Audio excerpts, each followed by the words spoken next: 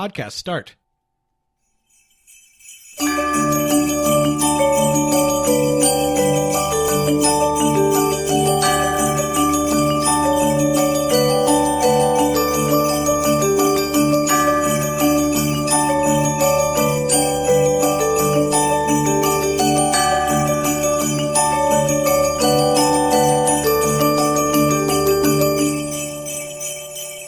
Welcome to a brand new episode of Sequel Rights, the podcast where we take a look at the franchises that make you go, they made how many of those? And we give each and every sequel a fair trial. My name is Justin Camps, and I'm here with... Elizabeth Helly. And...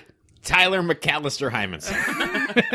And welcome back. We are deep in it now, you guys. Yeah. We have gone beyond the pale. I feel like this Home Alone series is the first one that we've actually seen people, like, in writing ask, they made how many of those? Like, Yeah. Me! And even before we started recording, I was like, this is the last one of these, right? Justin's like, no, there's another one. Yeah. Which I can't even I feel fathom. like it's also the first series where people have been actively warning us, like, don't do it. what yeah. are you doing? Yeah. Don't watch anything Don't past go beyond 2. that door. There's been a few people who've been like, hey, 3 is all right. And those people are wrong. Well, I feel in like my comparison. prediction, my prediction last week where I was like, you guys are going to miss Home Alone 3 came true. Yeah, I think that's probably true. But, you know what? I mean, spoiler alert, I think that this maybe is the most egregious sequel that we've ever I was talked thinking about. that same thing. Yeah. In some ways, yes, yeah. But why don't we let the audience decide for themselves? Play trailer. New on DVD and video, Home Alone, taking back the house. Here they come. Hello, Marv. Kevin's back Kevin? in the biggest adventure of the year. Awesome. The house is bigger. The gadgets are slicker. Door open. Kevin's in charge, and the bad guys haven't learned a thing. Hi, Mommy. It's like he's stalking me. Home Alone, taking back the house, today on DVD and video. Okay. I hope I was able to find a trailer for this because If not, it'll just be like a clip of the movie. Yeah. Do you want to improvise one right now? we could. Kevin McCallister. But they're rich now. No, whatever. They were always rich. Yeah, that's true. Yeah, but now they're not, and now she's, whatever. This Christmas on ABC Family, Yeah, the so is that what this McCallisters are was? back. Because I saw one that said Wonderful World of Disney. Still. Oh, I was like, God. was that I don't even think a thing that's by true. 2002? Well, no, one of the writers did some Wonderful World of Disney. The writing duo did Muppets Wizard of Oz. I don't think that ABC Family existed in 2002. No, it definitely did. It was pre-Freeform. Or it might have been the I Family Channel. I just don't think it was called ABC Family, but Yeah. it says it aired on ABC November 3rd, 2002. The family you love is back, but they've been torn apart by a shitty dad. And also- Kevin's here, Buzz is here, Marv is here, the dumbwaiter is here, but it's all different and all wrong. Did you love some of the other kids? Well, guess what? They're fucking gone. Everything that you love, it has a cynical new twist in Home Alone 4, Taking Back the House, the repossession of your childhood dreams. Tune in on Friday night at 7 p.m. for French Stewart's Home Alone 4. Where French Stewart's playing Marv, but he's wearing Harry's hat for some reason. The whole time I was like, wait, Harry, no, Because wait, he murdered Joe Pesci? Harry, clearly. Wait, no, Daniel Stern, Joe Pesci. I was so confused. Like, he looks more like Joe Pesci. But he's And he supposed talks to be more Daniel like Joe Stern. Pesci. Like, it's so confusing. Watch Missy Pyle trapped in a horrible movie while she That's tries true, her and best. Last week, I said that bad lady was a poor man's Missy Pyle, and now we have the real Missy Pyle. Actually, I still think she was better than that other lady. But, She was! Yeah. No, Missy Pyle's actually one of the redeeming things No, about this I movie. love her, yeah. Let's talk about the very start of this horrible TV film. How it starts off with the opening. It's a Pepsi commercial. It starts off with the opening credits, and it says Home Alone 4, and then it says French Stewart, and then everyone else after him is with all these other people. So French Stewart gets top billing in this terrible movie, and then everyone else is just like, The movie stars the Home Alone 4 stars French Stewart with a bunch of other random people. So I had to watch this again, dear listener, on the on the train on my iPad, and I captured this moment as I'm standing on the platform of. And we will post it. It is French Stewart top billing on a house that's not quite the house in the middle of fucking summer. And I thought it was funny how it was like, and introducing Mike Weinberg as Kevin in quotes. So I was kind of like, I still didn't know that this was going to be like this whole thing where alternate they assume universe. their identities. Yeah. So insane. Like, I didn't realize it until he said, that's Marv or whatever. That's when I was like, finally like, oh God, is that what they're doing? Like the whole first 20 minutes, I was like, oh, they just have the same names. No, That's I mean, dumb. yeah, they had the same names, and it's dumb. But yeah, like as soon as that Kevin, there's a point where Kevin, who's a completely different child in 2002, where like things have been updated, like 20 years have passed at this point. But Kevin's still like a 9-year-old. He's younger than Macaulay Culkin was in either of those movies. I like to think that this family is like trapped in some sort of time warp where they're like, so time moves forward, but he's still a child. And so also in this movie, we've seen this Kevin look at a video of Last Christmas, so that we know it's like the Home Alone. The Home Alone 1 was at least 2 Christmases ago, right? And so he is, but the movie is proceeding as if everyone is the same.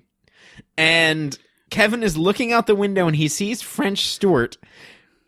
He's a different actor. Everyone's a different actor. Everything's different. And he's like, Marv, I recognize you. Yeah. That's one of the burglars. And I was like, no. It's also unclear whether Home Alone 2 ever happened. Yeah. Yeah, I think it did, but I feel like there's a slow horror to this movie where you're like, you slowly realize what they're doing. Yeah. Like, the first time when Kevin leaves to go to his dad's house, she's like, how many times am I going to lose this kid? And I thought maybe that was just like a joke, like, oh, haha, like a reference, to the old movie. But then, no, she's really talking about it. yeah, because even the kid says like, can't you just leave me home alone? And then she's like, oh, well, we all know how that turns out or whatever. Yeah. Or he says like, you've done it before. And she's like, don't remind me. Yeah, but I thought it was just like, oh, haha, Exactly, you know, exactly. like, ugh. And also, Buzz is only like 2 years older than him in this Right. movie. Buzz was definitely like 18 years old in Home Alone 2. Something has gone wrong with this family. That's right. And they contrive a bunch of ways for the parents to go, Kevin! Like they do in the other God. I movies. hated it when they said that. Ugh. Yeah. Oh, God. Why? So, and also, like, the Catherine O'Hara character being obviously a fashion designer is thrown out the window here. Because she's a realtor, I guess. She is? I didn't catch that. Whatever. Also, she's unable to maintain the love of her husband. Oh, yeah, they're in a rut. Yeah, it's like, hey, you know what she loved about these holiday loving films are about people coming together and forgiving their differences? Well, fuck that. This family can't hold it together. Yeah, they were obviously together last Christmas. It's Christmas now. That's only 12 months. They've been separated 8 months. He swears he didn't know the girlfriend before they separated, and he's already engaged to her. So the dad goes to like fuck a hot heiress, I guess. Somebody like a socialite or something. Yeah, how was she even related? She wasn't even related to the royal family? No, they were like, I think they're business. Okay, they said they were publicists. Let's stop. We're here. talking about the royal family Let's all of a stop sudden. right here. There is a plot point of this movie where the royal family. We don't know which royal family. No, I'm assuming Genovia. Well, if it was on The Wonderful World of Disney. Yeah. Are coming to spend the night at this woman's house for some reason? She lives in like a mansion, so I guess they could No, be- she lives on a soundstage. She lives in a smart house. certainly. To be But not exact. Smart House, unfortunately. The layout of this house is so sparse that you can tell that they just had one stage and they just populated it with a bunch of random shit, and it is so horrifying and awful that it just feels so empty, and like to the point where it almost arcs back around to it being like, this woman has no soul. This is the prequel to the house on Haunted Hill. Like, That's right, This that's is the right. house what it was like in its heyday. Yeah. The red room is his fucking bedroom with like a remote controlled chair. It's like, that's what you're excited about? A chair? Oh boy. Anyway, we're getting ahead of ourselves. Yeah, we're very ahead. But like, yeah, dad's gone. He's got a new girlfriend. The older brother and sister are mean to Kevin. The older brother is like weirdly mean to him in this movie. I don't know if it's not necessarily worse than Buzz. It's just kind of like dumber, like the real Buzz. But yeah, I don't even this know. movie falls prey to. So what's happening is that the daughter Megan, which I don't remember from the other movies. Yeah, she was the daughter. Okay, It was Megan, Linny, Sure. and somebody else. but they cut out kids. They cut out 2 girls. Okay, He used to Typical. be Sure. out of 5. Oh, and they cut out the Pete and Pete kid. right. Yeah. And so this movie relies on weird George Lucas iMovie transitions. Oh my god! I was like, "Is this made in Windows Movie Maker?" Like there was a zigzag screen wipe. It probably was. And so what happens is that the mom, it is 2 days before Christmas, she has to go show a house because she is a realtor, and they make the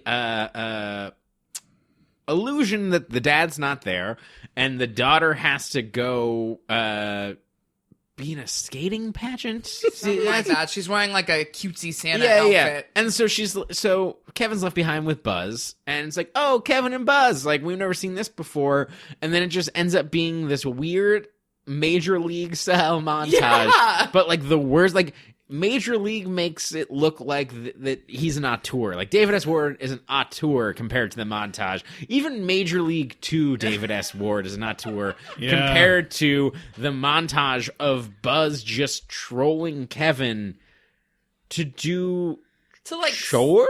Yeah, to do chores and like smash his hand with a trash can lid or whatever. It's just like I don't know, on a super wide angle lens that's the just like ways- disturbing. Yeah, the way that original Buzz tortured Kevin was always actually like really sinisterly creative, you know, like a real Like brothers older do. brother. Yeah, but Yeah. this is just like dumb. Like I don't know. This movie is awful, you guys. Awful. Awful. It's all shorthand. It's like an alien and a sea creature got together and they're like, let's write a human play. And they're like, yeah, like what do they hate? Like trash. Let's write a trash scene.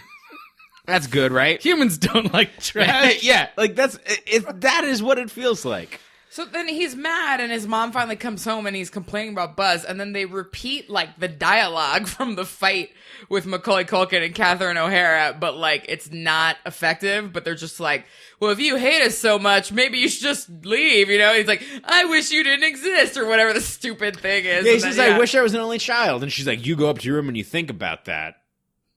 And then he's like, all right, well, I'm going to get in a cab and go to Dad's house.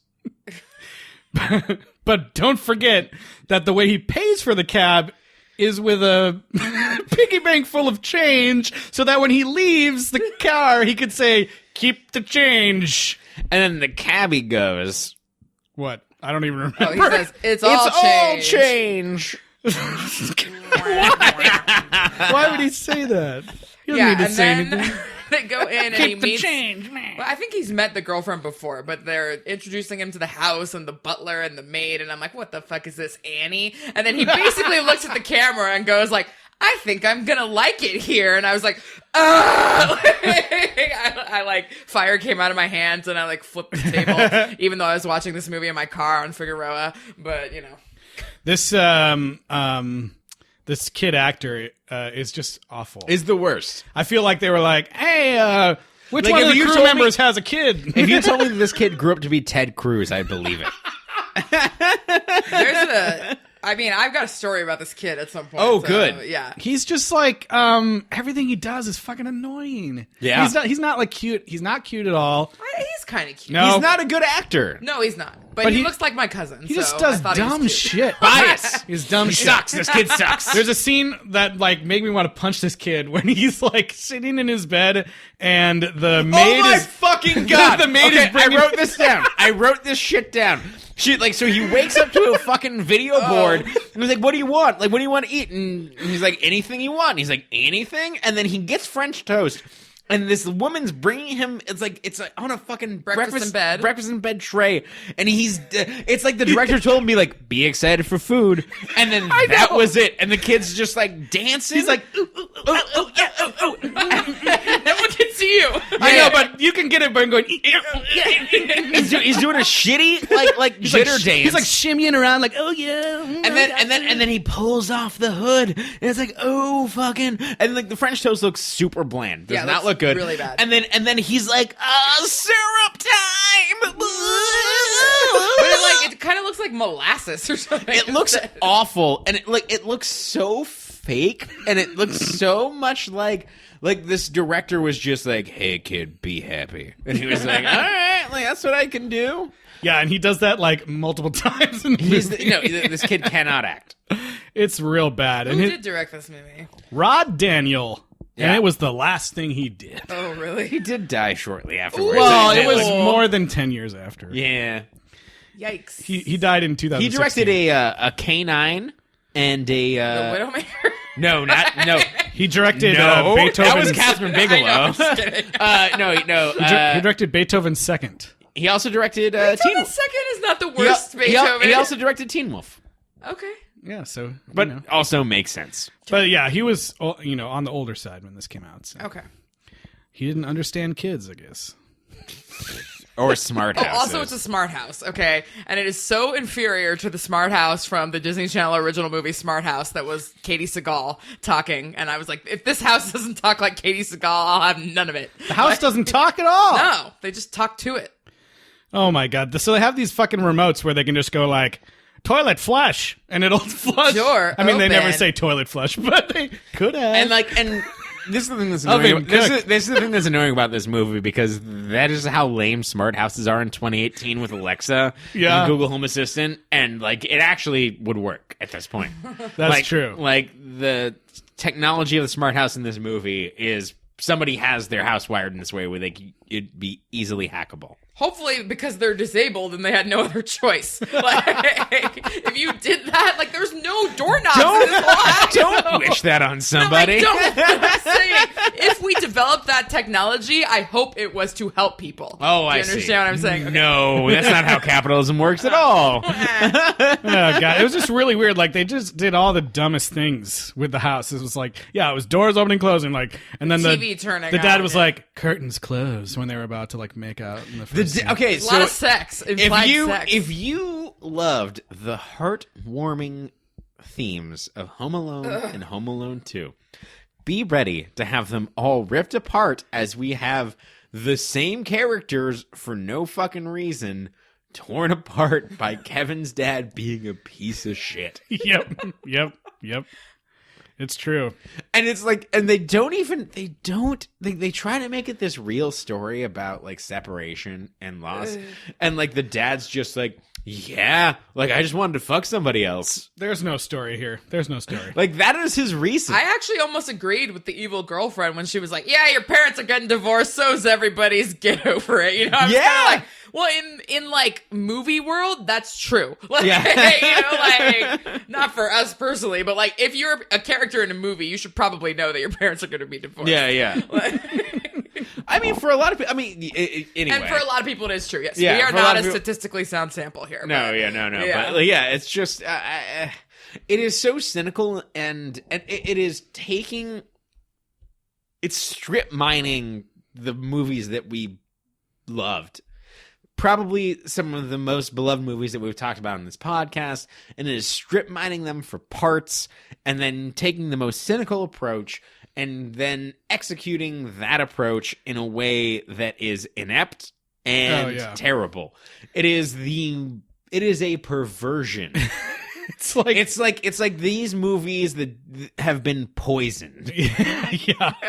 Well, it's like I feel like, okay, maybe I'm being naive, but I feel like if they were making a new Home Alone movie today, there would be more care taken in like using these characters. Yeah, they would have Macaulay Culkin and they would de-age him Marvel style.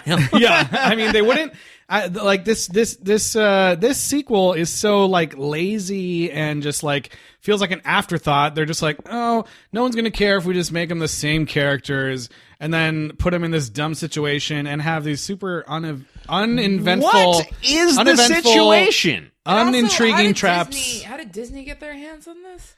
Or who made this? This is still Fox, yeah. Oh, but they just sold was just it on for ABC, TV too. yeah. Okay, I'm like, what is happening? No, it's still Fox Television, yeah. Oh, okay. But it's just uninspired. Everything in this movie is uninspired, and I feel like they took the laziest way of like, oh, whatever, let's just use the same characters and different people, and no one's gonna care. Like, right? No, it makes it seem like, actually the poster does say Disney on it. I see that. Yeah. Because it says Wonderful World. It must have aired during the Wonderful World, which was on its last legs at that point. Yeah, no but way. I mean, it's just like, it's just so lazy, and they just it seems like it's made by people who didn't give two shits about the franchise. Yeah, I feel like somebody probably thought they were doing something good and was like, we're gonna explore like divorced families. Like, oh, the other movies only focused on the relationship with the mom. Let's show him, bonding with his dad, or like, well, let's show where Harry and Marv came from, and they're, I think, I think like the previous film, I think it starts with like, what if the kid was in a super technological house with all sorts of gadgets? And the last movie was like, what if, what did I say last week? I don't even remember now. It was like, what if the kid was what if the kid was up against a bunch of super spy villains? Yeah.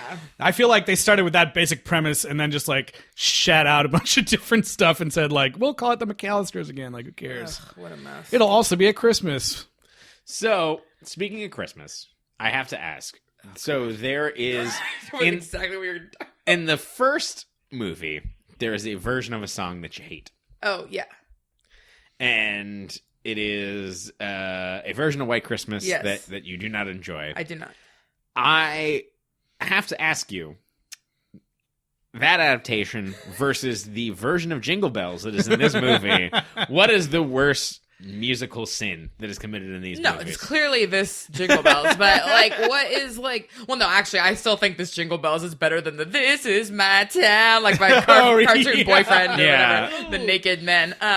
But anyways, who even sang? Is it? Is just like a studio musician? I have no idea. Or like someone's daughter. There is a sequence. So again, we get to montage of this movie where they trim a tree, and it is rich heiress stepmom. It's so stupid. With Kevin's dad, who's never been anything but loving, and Kevin mutilating a tree. It's like the most horrifying thing I've ever seen. Like, I started like shivering watching this. Like, like, and the song is like Jingle Bell, Jingle Bell. I gotta tell you, okay, yeah, that scene is so stupid, and they're like, that's another scene where the kid is just going like, "Ooh, I'm a fucking crazy." kid. They're and literally he's like, throwing garlands at the tree, and his dad is like lifting him up and putting him in the tree and stuff. That's so funny, Dad. But I gotta say, okay, so there's two major musical moments in this movie. One is with Jingle Bells, and one is with "I Feel Good." Oh yeah. But I think that the real sin here is that, at least to me, it was super stupid that like both of those sequences start off as like the music is playing like over the movie like it's a montage, right. And both sequences end with someone going like music off, and then it turns out like that it was playing in the house, even though it never once is mixed into and although time is passing, it's never mixed into the movie where it sounds like it's playing in the house. It just fades out, and you're like, the fuck. Like, that was not playing in the house. Also, they never changed the volume. She's like, turn that down, and there's like music off. Each time that happened, I was like, what the fuck? That song was playing in the house the whole time. Oh, Jesus Christ. Yeah, when he was dancing around, like, in the mirror to I Feel Good, I was like, I swear to God, if this kid puts on aftershave, I'm gonna, like, lose it. But he didn't, thankfully. So what happens here, and it's kind of, like, played out after this, is, like, after Buzz was a dick to him, like, he's run over to his dad's. They buy his affection with like a drone and spies. His dad's girlfriend's house, basically, and she's rich as fuck, and she has like a fucking mansion and whatever. And then but before that, Kevin has been missing his dad, missing the family, and he was watching like old videos of like the last Christmas, and his mom is really struggling, but she had to go to make him not feel like he's lost something. And so we made the joke about him taking the cab. It was after his mom was mean to him, his brother was mean to him. He was like, "Fuck this, I'm going to dad's." And what his mom's told him was basically that, well, sometimes when adults like you, they get stuck in a rut, like they get bored and whatever. And so Kevin ends up having a conversation with his dad about what's happening in his dad's life in this relationship. And his dad's like, yeah, sometimes when you get married early, you just, you still want to keep having fun in life. And it's like, holy fuck. Like, what the fuck are you talking about? Don't they start talking about inner child and all this bullshit? No, like Kevin's like, oh yeah, I know what the inner child is. And it's like, what the fuck is this Disney movie fucking talking about? And then here? The sports cars. Oh, and then and then Kevin's sagacious advice comes in.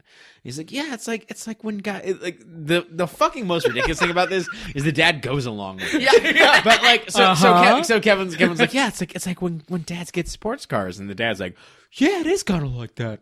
It is like when dads get sports cars. My name's Peter McCallister. My name's Peter McCallister. And remember how those previous two movies were all based about how much I had a pure and essential love for my son? Well, no, like we don't have that anymore. But like I got bored because I married her too early, and like I still wanted to fuck around.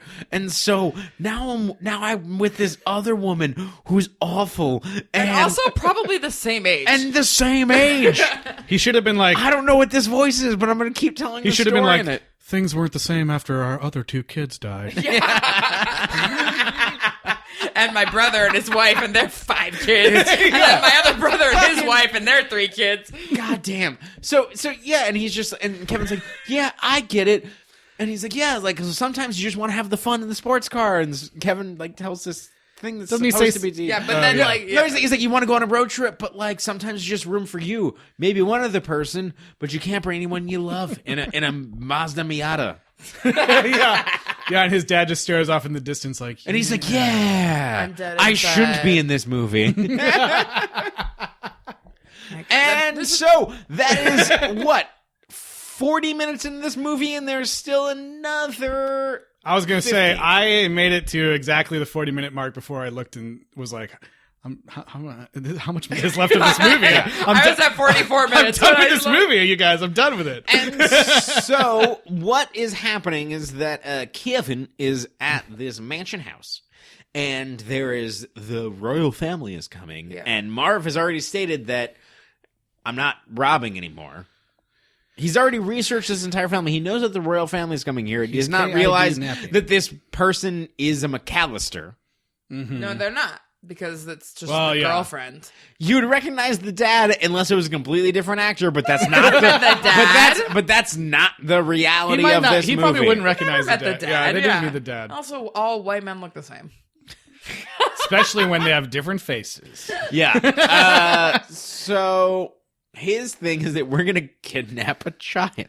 Also, yeah, it's Marv and some stupid girl that he's dating or something. It's his Val or Vina? Vera, I think? Yeah, Vera. I don't They know. barely ever say her name. And she's his wife. Okay, fine. And at the end of the movie... that was great. At the end of the movie, they state that they met in prison. Yeah. Right. Which is not... how prison works unless one of them is hiding something. Yeah. Or if it's a stupid movie. Sure. Yes. It's just a dumb movie. Maybe she was a guard or something. But yeah, they do. It's a Harley Quinn type of situation. They do pay lip service to that Harry isn't there anymore, and he always was getting them. They're like, oh, are you sure you can still do crimes without Harry? And he's like, no, Harry's the one that always got me in trouble. Or whatever. And then the whole thing is that they can get into this house because they've got a man on the inside. Dun, dun, dun. Dun, dun, dun. And Kevin is scared of this butler, even though he's not really that old Prescott? and not really that creepy compared to the other creepy old people. Let's just break down very quickly what this movie thinks people like about the Home Alone movies that they've decided to bring back. Yes. The name McCallister. Yes. Buzz. Some sort of snooty authority figure, which is the aforementioned butler.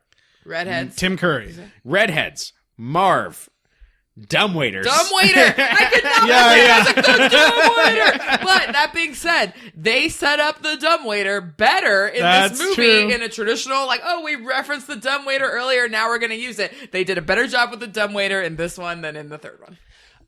Okay. So getting I'm gonna fucking spoil this movie, but I think that nobody cares. The one interesting thing that this movie does is that the Tim Curry character is... He is not the Tim Curry character. He's He's the old man. Definitely the Tim Curry He is the Tim Curry. How dare you?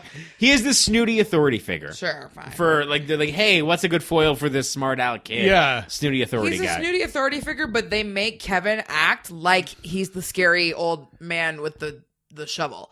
Like, he screams when he sees him and stuff. And it's like, Well, what? yeah, but there's no reason to ever be afraid of him. No, I know. So it's so stupid. Okay, so this No one this says is, like he's a murderer. No, I know. But that's this is what I'm going to get to though. So like so again, like this is like the only actual actor in this movie. Yeah, no, for real. I did recognize the dad from something, but he's been on a bunch of TV Like an shows. episode of The Shield. Yeah, he's been in a bunch of TV shows. Okay. Yeah. Yeah, and then there's this butler and there's a maid. What the movie does, which is kind of an effective reversal of other lore of these other movies, is that they make the snooty guy seem like the bad guy, and then the nice old lady ends up being, in a reversal of Home Alone 2, being the bad person. Yeah, they've never done like a twist. Which they telegraph immediately. Yeah. It is not a twist at all if you're paying attention to this movie in the slightest. But I will say it is the only thing about this sequel that riffs on what came before it in a way that is innovative. If that makes sense. Mm-hmm. It is a bad twist. I'm not even going to give the movie that. No, but sure. I agree with you. Yeah, but it is, that's the only thing where it's like, oh, you have this expectation, let's lean into that and then twist it. Yeah, and I think the two, like the old lady and the old man, do like a decent job of being these two characters. Like, she's really nice at first, yeah, and then she's scarier later. And then I was immediately like, it's her mom. It's their mom. Yeah, it's his mom. Yeah, but when they're in the wine cellar or whatever, and he's talking, I'm like, this is a nice conversation, I guess. Like, I don't know. Yeah. So the first time that French Stewart and Missy Pyle break into the fucking house. Oh my god. Because they've already stated out what the fuck their plan is. They're gonna just gonna go case. They got to first case the house. No, they're gonna kidnap a fucking child, and they're like, well, let's just break into the house first. Well, because they got to case out the spot so they know where to grab the kid. Sure. That's what they said. That's what they say. And then, so they get in there, and then Kevin recognizes Marv in the weirdest moment in this whole movie where it's like, you're not you, he's not he. What the fuck are you talking about? And then Kevin turns on the shower? He floods the entire house just like Marv wanted to do. He literally floods the top floor of the house with like an Olympic-sized swimming pool amount of water that comes out into the foyer and creates like a 2-foot high, which is like also why is your foyer like sunken down 2 feet and that it's able to retain this pool? Because it is a sound stage. That scene was giving me anxiety about all the damage from the water and like having to clean. Oh yeah, because they cleaned it up so fast. I'm like, that would have taken like 5 weeks to clean. And the house would be fucked. Yeah. But none of this And was now your actually house shot is in the house. condemned. There were some exteriors and everything else was a stage. Yeah. Every room that you saw was the same room. They did a really great job of making Chicago or South Africa look like Chicago. Oh my god. Apparently that's where it was filmed. Yeah, Yeah, do you that think makes this sense to me. did a better job making South Africa Chicago than Tremors No. 6 did making South Africa Antarctica? Or no, not Antarctica, the North Pole or whatever it was. Yeah, Tremors did a better job.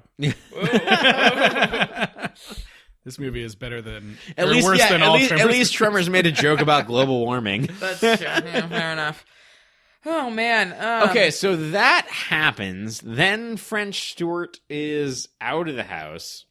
Yeah, because they just run away. And nobody believes Kevin, which is like... Typical. It's not, because we talked about how it was messed up, how no one believed Alex, and that no one ever treated Kevin that way in the first 2 movies. And if this is Kevin, and he did go through those past 2 ordeals... You would believe everything this kid said. There's no way. This kid has never lied, and he has captured criminals. The whole point, the dad picked up the fucking gold tooth. Like, he knows. Oh, yeah. He knows at this point. Yeah. But remember, this is like alternate universe But McCallisters. the police, no, the police. They have selective memory this is now. this is like the worst timeline McCallister. Yeah. Actually, I choose to interpret it that way. This is now a sci-fi franchise. Oh, there's lots of. We'll get to even more. So one sci-fi thing is that when Kevin still thinks Prescott is bad, he murders him by locking him in a meat locker, and then he becomes cryogenically frozen into an ice sculpture somehow, and then they wheel him out to the party. He's like in the middle of a plate of hors d'oeuvres. Okay, and then cracks open, and he like rolls out like, "Oh hey guys!" I also love the scene where they imply that he was like masturbating instead of watching the cameras. I thought he was pooping. Well, yeah, but they imply that he was fucking checking Well, it. he said he was in the bathroom, and then he said like, "Oh, I was in the bathroom, while that was happening," and he was like, "I was doing something." He like makes a weird face, like, "Why wouldn't you just say like I was going to the bathroom?" Yeah, and later they reveal it's because he was taking a nap and he doesn't want her to know. But like, the scene plays out like he was jerking off. I just thought he was taking a really long poop. To be honest, That dude was jerking off. I got the same. fair enough. You were talking about all the weird sex stuff in this movie. Yeah, there you go. Oh man, there really is. Yeah. So what were you gonna say? There's multiple times where it fades out where like Kevin's dad's gonna fuck. The worst one is that he is talking about how him and his family. He's watching It's a Wonderful Life, and it's like there was just a heartfelt scene where his mom's been like, I'm just missing you. To Kevin on the phone, yeah. And they're both watching It's a Wonderful Life, yeah. And then the dad's watching it in the other room, and he's like, "Oh, sit down and watch it with me. It's a good Christmas family tradition." And then she's just like, why would I ever watch a movie twice? Yeah. She's like, I saw, but then she's That's not how like this movie made me feel too.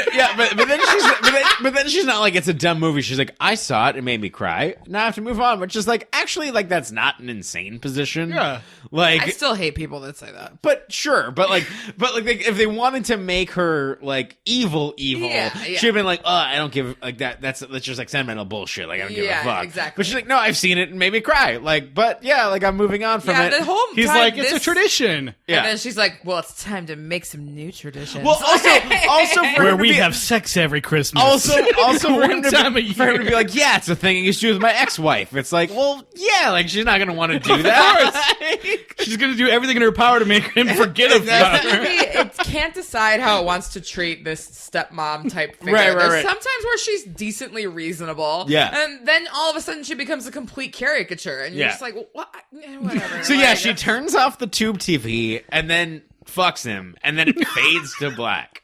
You sure didn't star wipe to a new scene? I think it actually did pan wipe to It a formed the pot. shape of a condom, like. Form of a condom. We safe sexed our way into the next scene. So yeah, at some point they keep leaving to try to pick up the royal family at This the is airport. the dumbest fucking plot point. They're rich as fuck. Okay, so like her whole fucking thing is like, oh, we're gonna have the royal fucking family. It's gonna be the party of the season, whatever the fuck that means, because this party sucks.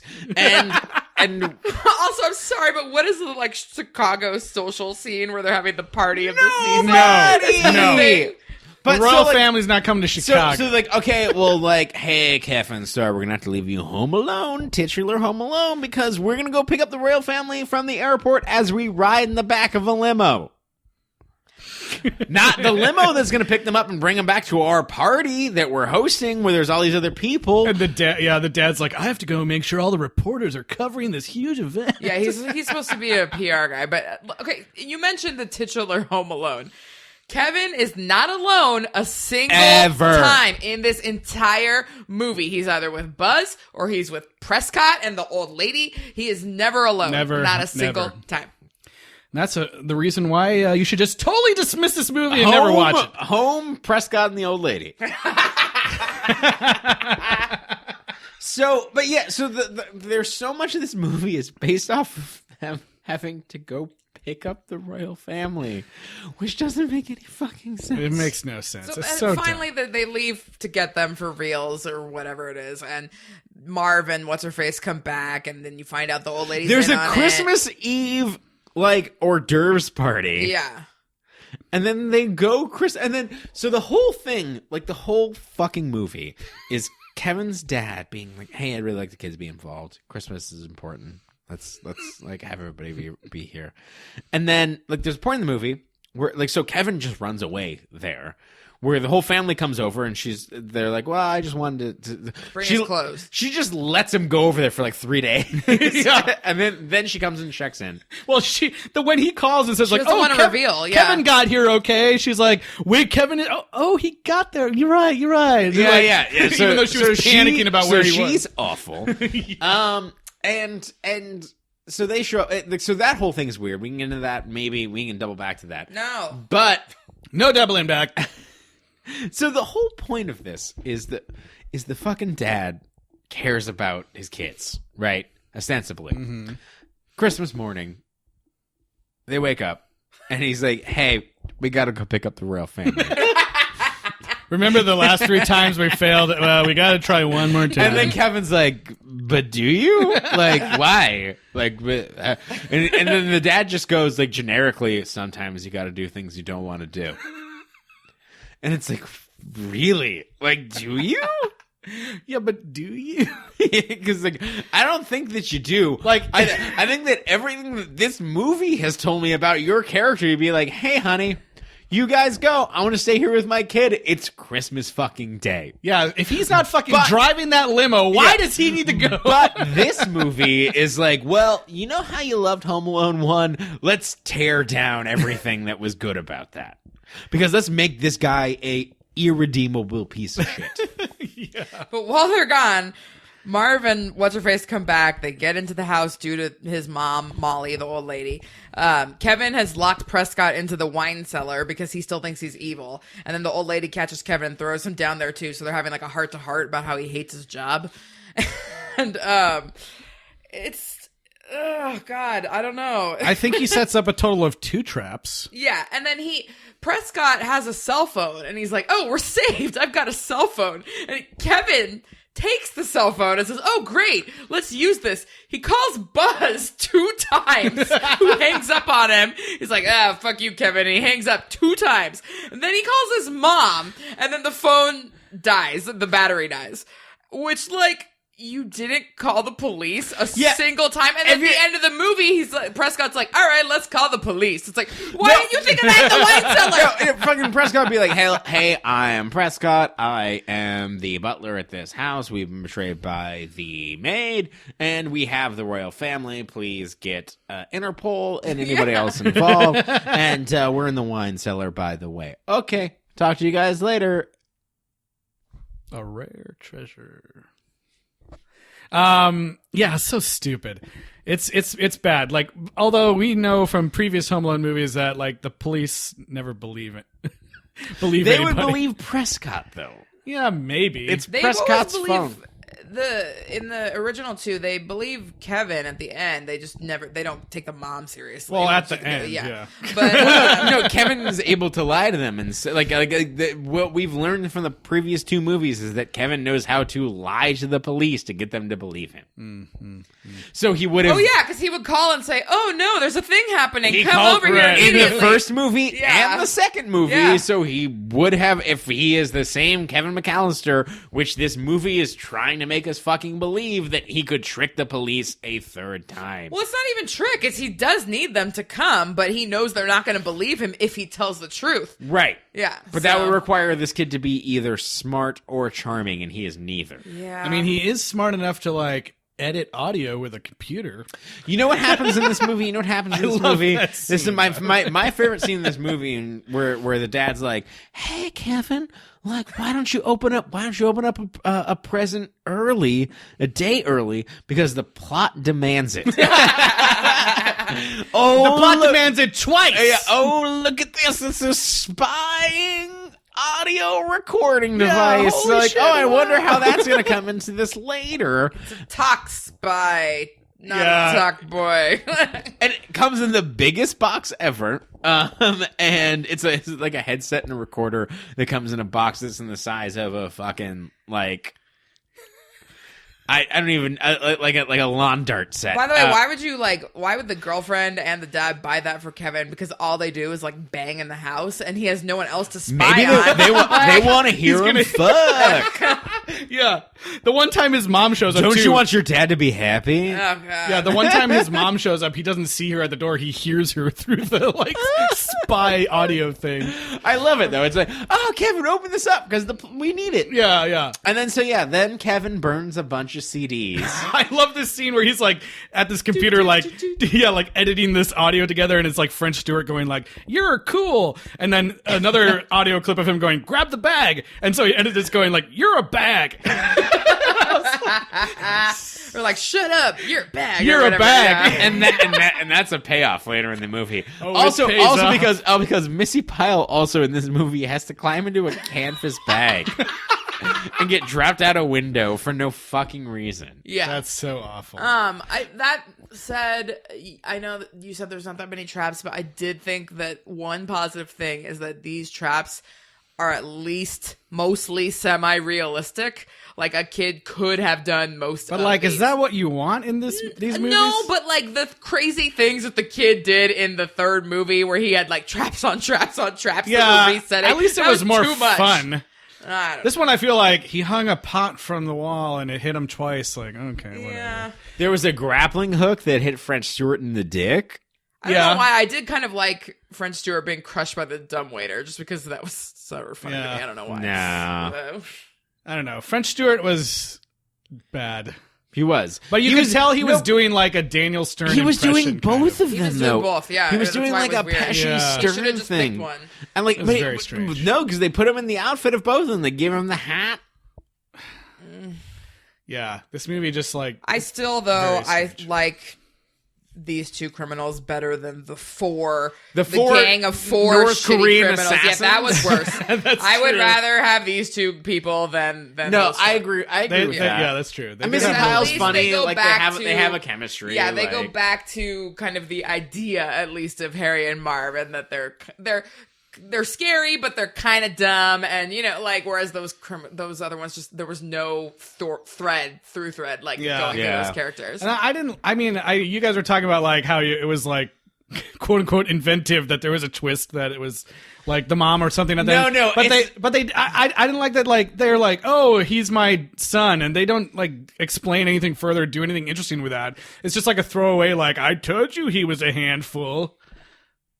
I don't think dumb. I wasn't. No, I we wasn't weren't saying, talking about that. Yeah, we were I talking wasn't. about. I wasn't saying there was inventive that they did that. It was just more that the previous movie is like, hey, friendly old person that you're kind of scared of, like actually ends up being nice. And in this movie, it's like, no, you can't trust that person. Yeah, this old person was nice and then turned out to So be mean. it's the only thing that it took from the other movies where it said, hey, you know this about these movies. Let's use that knowledge against the viewers in a way that defies expectations. Yeah, like remember how But- we said in Home Alone 2 there was like two old people, like the toy guy and the pigeon lady? What if the toy guy had been like evil in on it? You would have been like, what? Okay, like But he was a ghost. It though, so- does it. It does it in the clumsiest, dumb shit way, Yeah, where it is not successful at all. I didn't like it. Didn't like it. Yeah. I don't we like gotta talk anything in about this the movie. final scene of this movie because it is, oh my god! By So the- the villains are foiled, and Natalie comes back in the limo with the royal family. Mom and the two other kids have arrived because they just had a bad feeling that Kevin was in trouble, and Dad has taken a cab all the way back, Which we did separately. not see. Yeah. He just he just somehow got out of the car and summoned a cab. And so everyone's outside.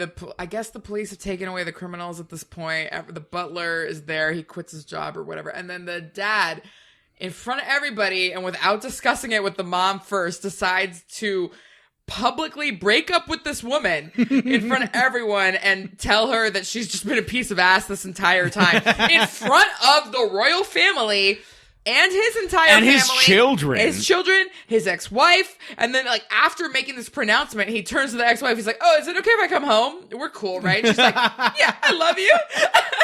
and, then they all hug. And then Kevin's like, hey, royal family, you want to come to our house? And they're like, ooh, delectable. And then Natalie he's like, wait, you're going with them? And I'm going to be all alone at Christmas? And then she starts crying like a cartoon character. And Prescott quits too. It's like everyone leaves her alone. It's so weird. And then at the very end of the movie, we learn that one of the reasons Kevin has been able to survive all these attacks is because he's actually a godlike being with powers over the forces of nature itself. I missed that. Was that a post credits? What? He looks at the camera and says, "Snow on." And it snows outside. It starts snowing outside. And I think they're playing it off like it just happened to be doing it at the same time. Or maybe it's a machine? The house has a snow machine. Snope, like at Disneyland, you know, like they have a celebratory moment where the Snope comes. Oh, I forgot. I wanted to talk about another stupid thing with the smart house. There's that whole like rotating bar thing where like apparently there's a bunch of commands for that bar, like open sesame, which makes it open. Faster sesame. And then faster sesame. Spin sesame. Fuck me sesame. Maximum sesame. And then he's like, Fuck me sesame. he goes, he's like, maximum speed says me. I know. I was like, fucking, you're telling me that this program has all these different words with sesame after them? Well, yeah, there's a sex robot in there. Why didn't everything have door open sesame after it? Fuck me, sesame. I mean, that's kind of how he said it. He looked like he was getting some real pleasure. Yeah.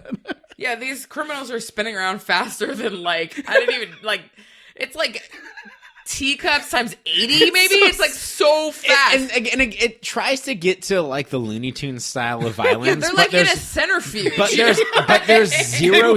Passed out. But there is zero stunts in this movie, and you can really tell. Like when we're talking about like Home Alone 2, like there's Home Alone Fall, and like there's there is professional, amazing stunt people in those movies, and they do fall during the like slippery water scene. But they fall like 3 times. There's like as soon as the credits roll, it's like 2 whole panels of stunt people. I know. Like 6 names to a screen. I know, but they're not. It's not. This production did not commit as much as the previous 2 movies.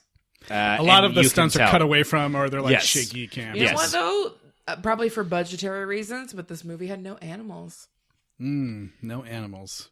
That's fine. Yeah, that's fair with me. I don't, I just thought about that right now. No filthy animals in this one. Yeah. So the child star check-in is just, we got to get to it because it's bonkers. Do it. So the Buzz is Gideon Jacobs. He was in Wet Hot American Summer, I guess. Oh, nice. Recognize him. Who is he? I don't know. He's a little kid. Like, okay. His name is Gideon Jacobs. No, I don't know, but he acted for a little bit longer, but now he's like a really successful writer, photographer, copywriter, art guy. But he like writes, you know, kind of nonfiction, long form stuff for like BuzzFeed and New Yorker, you know, all these type things. So yeah, good for him. Chelsea Russo, who played which sister is this? Megan. I don't know. IMDb says that she's a talent agent, but I was not able to independently confirm that fact, so I will not put it right out there. The Crown Prince, Craig Geldenhuys. He was a just random South African boy. I'm pretty sure they just picked up off the street. Random South African Gideon boy. Gideon Jacobs in Wet Hot American Summer is the kid who's like always trying to make Molly Shannon's character like feel like she's important. Oh, really? I didn't think he looked really familiar. It's like, all right, Kale, like you don't need him. Exactly. That's awesome. You That's like don't a need huge them. role. That's like one of the biggest kid That's roles funny. in the movie. Yeah. Okay. Aside from the beekeeper. Yeah. So the Crown Prince kid, he was a cricket academy coach, and now he is the general manager of the Swarthburg Game Breeders. So he like breeds like fancy animals for people to then come and kill. Did you guys think it was weird that like how does that work? Are you like you're just like yeah, moose, fuck that moose. No, like tigers and rhinos. It's South Africa. He's in South Africa. Yeah, so. rhino, fuck that rhino. I don't know.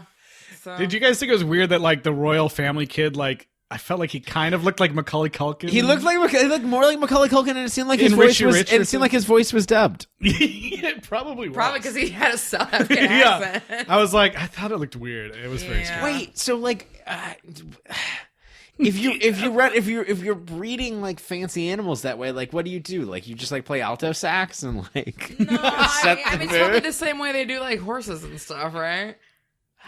I don't know what that means.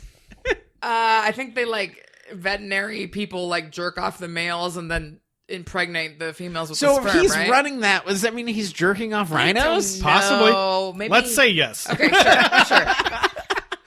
That guy jerks off Of rhinos. rhinos. And then finally, Print it. Mike Weinberg, Kevin McCallister, in quotes, Kevin. Him and his brother were both in Life is a House before this, right? Life is a House. Is that the movie that Hayden Christensen was in? I don't Right? know. Oh no! It's called We Bought His House. No, that's weird. Life is a house. Life is a House. No, I'm pretty sure it's Okay, a famous movie. Yeah. It's not famous. Life is like a box of houses. It's a movie that Hayden Christensen was in, And that's why I think it's- after Attack of the Clones. It is not famous. No, it was before. Or no, wait, sorry. We built a house. I don't know. You know that famous saying, life is a house. I don't know. Who knows but they were both in it, and then they were both discovered, I guess.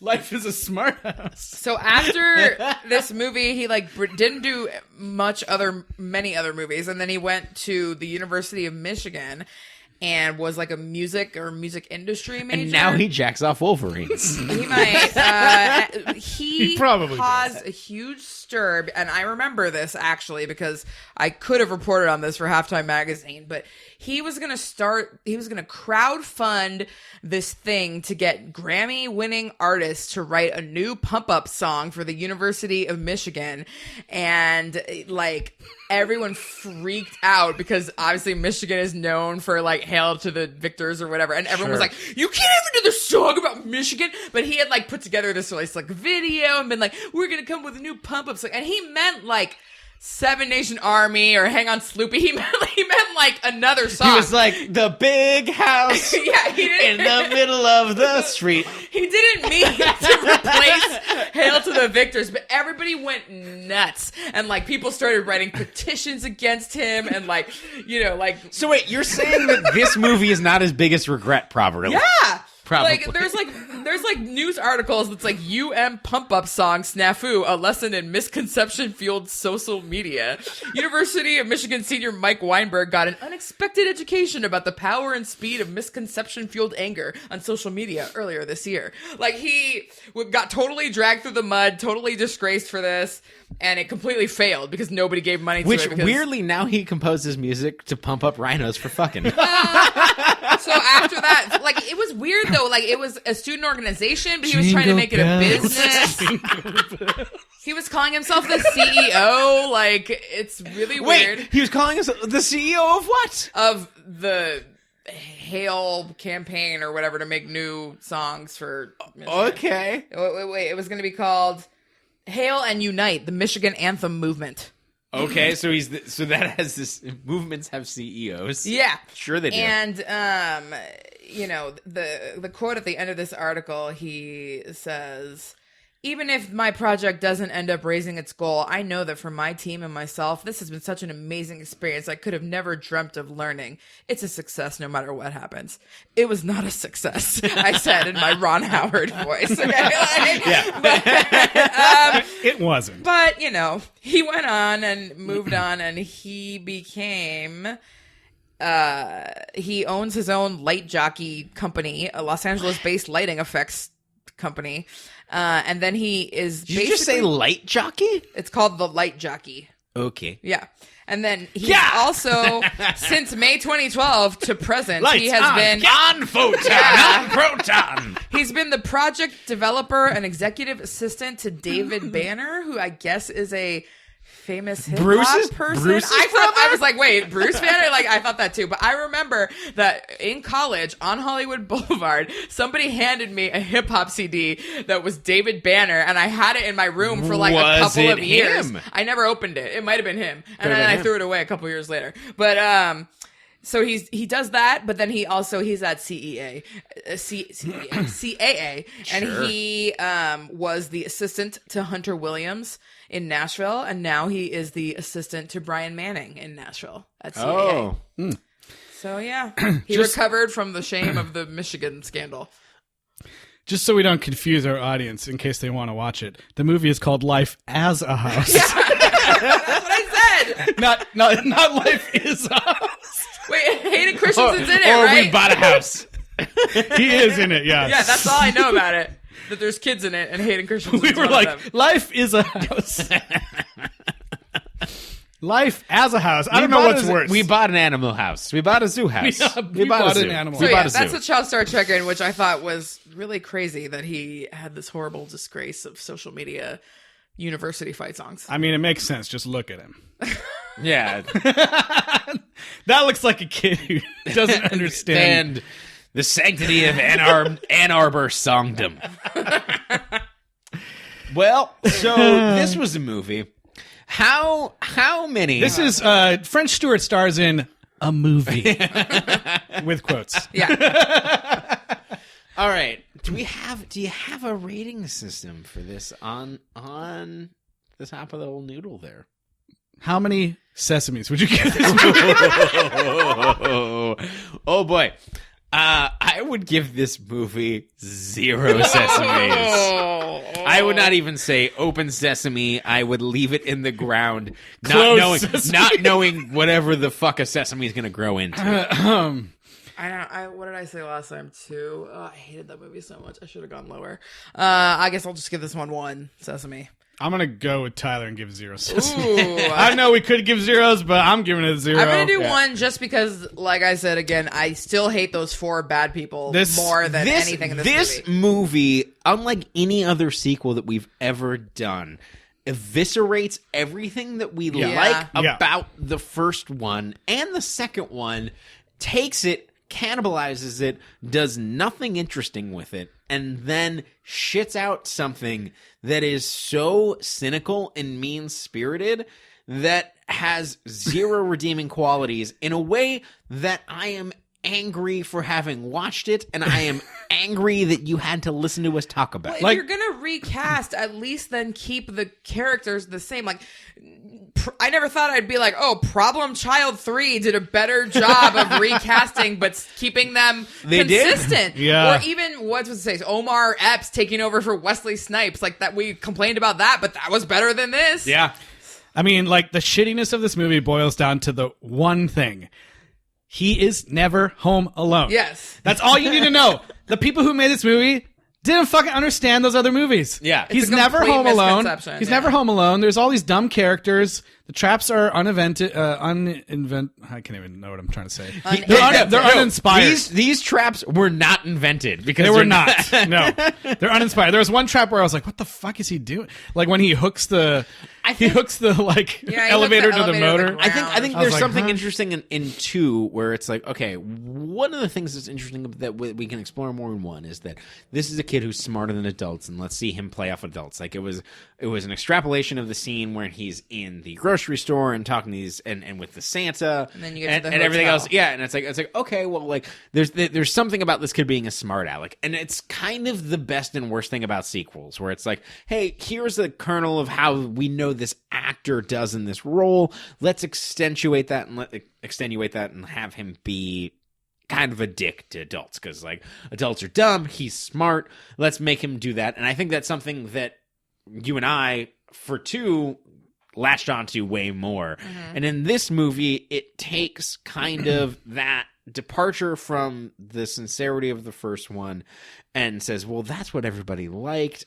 and kind of takes every wrong message from every part of the movie and does not understand what made any of them work, takes all of the proper nouns, none of the thematic things, takes a snarky style, throws it in a bag, and then drags along every detail about the movies that you liked through the mud and into a fiery pit. Well, and the third one did that same thing, but at least had the respect to change the names. Yeah. Right. Like, No, it wasn't trying to like trick you into thinking that it was the same fucking people. And also, I think another like amazing thing about at least the first two movies for sure is that like they're playing off of these ideas of like childhood fantasies where you're like, what would you do if you were home alone? What would you do if you were lost in this huge city? I don't think any fucking child is having a fantasy is like, what am I going to do with my divorced dad and his mistress on Christmas? Yeah, I can't wait to see what that movie's about. coming next year to Netflix. Yeah. What if my dad left my hot mom for a super hot chick and then they fucked for a little bit, but then he was like, that was a mistake. What if I had to cover my ears every time I had to go to bed because they were fucking in the other room? Yeah. Yeah. Exactly. Like, that's not a childhood fantasy that you want to live out in a movie. Like, it's just like I don't know. They should have just not. What if made we this lived in a movie. giant house that had way too much space in every room? Like every room was a soundstage, and it only had It's like they could have done sparsest something amount cool of with- set dressing. Yeah, they could have done something cool with the smart house, but like the story they built around it is just like lazy and like not up to the quality of the Also, franchise. this kidnapping that like the movie plays itself so many times where it's like we're gonna kidnap this kid. Yeah, the royal family is a complete MacGuffin. And they're like, we know this kid's not gonna be there. We're gonna be in the house anyway for no reason. Then the kid. Yeah, at first you're watching the movie and you're thinking like, oh, well, they're gonna mistake Kevin for the Yeah. kid. That never happens. Nope. Never No, once. it's like if they have the inside job, then like they just wouldn't. Like even Marv's not that stupid. Like they weren't that stupid in the first two movies. Imagine a movie. Imagine it has the same setup, but in this alternate universe, Home Alone 4, they succeed in kidnapping this kid and take him back to their hideout. And when they get there, they realize it's Kevin. Right. And they're like, "Fuck, it's Kevin!" And he escapes and then like sets up their hideout or whatever to be against them, and he tries to escape. What that would be so much cooler than this fucking movie. Yeah. Oh man. I don't know. Something like that would have been more interesting. The next one, I've seen the cover, so I Home know Alone what 5, the hook is. the next one. It's not Yeah. called Home Alone 5. It's called Home Alone: The Holiday Heist, Oh god. and it exists. the poster has a girl on it. I still feel like Kavina? the girl Kavina, girl is not going to be the main character, but I don't know. Oh god, I'm gonna be so mad if that's true. I am gonna be furious. You sure it wasn't one of those like Netflix things where it was like Oh, showing yeah, you the they're girl? purposely showing me one to like appeal to me. Right. They're like, oh, we're gonna trick her and make her think there's a female She'll lead. only watch it if the girl's on the cover. Yeah. No, yeah, it's gonna be a girl this time, but they're still gonna be white and upper class. It's funny. I had kind of thought that, we decided to do this for like our Christmas sequels this year, and I kind of thought that like maybe along the way one of them wasn't really going to be about Christmas, and I thought maybe it was going to be this last one That was that we the last watched. one, the third one. Yeah, but it was still like Christmas time or It's winter. yeah, it was still kind of like a Christmas movie. But I thought like this one was called Taking Back the House. I was like, maybe it has nothing to do with Christmas. And This next one is definitely going to have Christmas in it. But it just there was nothing about bringing people together, and the movie thought that it did. The dad sucks so much. Like his you brought it up, but like his reconciliation is just being like, "Hey, sorry, you were just a piece of ass to me. Hey, ex-wife, sorry, that was dumb. You'll take me back though, right?" And she's like, "Yeah." It's like, let me humiliate you in front of all your employees Let your family, let me friends, the royal humiliate family. everybody here. It's just ridiculous. I can't. Ugh. Anyways, I'm sure that the next one will be like a girl, you know. That would be cool, actually, but I just don't know. Yeah. We'll find out next week when we talk about Home Alone: The Holiday Heist. Ooh, spooky. What are they stealing? Until then, Eliz, where Oh, can people sorry. get in touch with I us? was like, are we ending this thing? Sure. We're all so tired. grumpy. We're so tired. Who made us watch this movie? Oh, Yeah. ourselves. Oh, Whoops. So you should email us your suggestions for 2019. 2019, a brand new year. We have so many things we want to do. We feel we take pride in doing different types of genres: fantasy movies, action movies, romance, rom-coms. Like, so if there's anything out there that you'd like us to see or like us to talk about, we'd or love want to torture us with. Honestly, at this point, yeah, it can't we be like worse it. than this. But like going We back like through it, it. like there's a lot of stuff out there. We'd love to hear suggestions. Maybe there's a genre we haven't done yet. Yeah. Let us know. So anyways, sequelrights@gmail.com is our email address. And then you can also find us on social media, Facebook, Twitter, and Instagram at Sequel Rights. And if you watch Home Alone 4, and if you did, I'm so sorry that you did, but you know that the stars are put on the tree by Kevin, and somebody holds them up, and we'd like you to hold up Kevin 5 times. Give us 5 stars on the iTunes podcast list, because it's the holidays and we're asking. But don't be like the monster, quote unquote, Kevin, and put the star on the fucking side of the tree. On the Put side it on the top of the tree. tree, you dumbass. Also, like, I just finished my final project for my statistics class. I did a study on podcast. I did a survey on podcast listeners, and I found that actually most of you aren't mentally ill. social recommendations from people that you know statistically is more effective than just like the random iTunes thing. So yes, we're trying to climb the iTunes algorithm like every podcast. But if you like us, reach out to someone you know and say, hey, you should listen to Sequel Rights because I heard this episode that made me think of you, or something like that. Yeah. And statistically, that checks out more than Apple, apparently. Reach out to your royal family. Yeah. And before we go, I just got to say thanks to my brother for the Christmas version of our theme at the top. That jingle jangle. It's been so much fun. We love it. Yeah, we'll see you guys. it. We love it. We'll see you guys next week for Home Alone, The Holiday Heist. Podcast off Sesame.